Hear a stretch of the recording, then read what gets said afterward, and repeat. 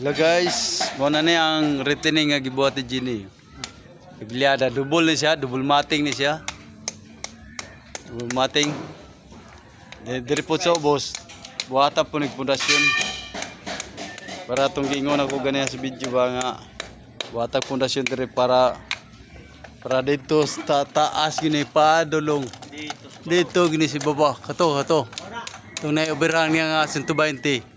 Mao to'y mo down diri padlong. Padlong diri.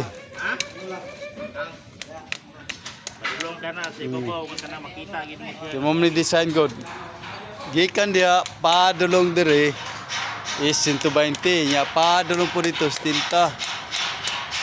Gikan diri padulong dito 70. Na 120 na siya magkwadro na siya 70 120. Ibabaw po siya ang tungod, retaining wall na siya. Kay suliro na mo na pagbuhos. Kay tambak mo ni napita, gini area. Tambak mo ni diri. Habog mo ni yuta diri.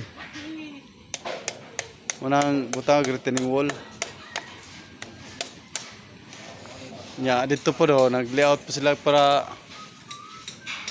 poste nga. Katong poste nga padakan ba? Yung 1 meter. Una ilang ibuhat. Itong tunuan nila. Takor ba kayo diferensya. Mga niya mong lead man. Oh. Gapo kayo ni. May lumping. May buslot. Oh, kutob dia. Himuon siya 1 meter. Padulong dito sa taas. Himuon siya 1 meter. See guys, dito lang ako kutob guys. Salamat guys.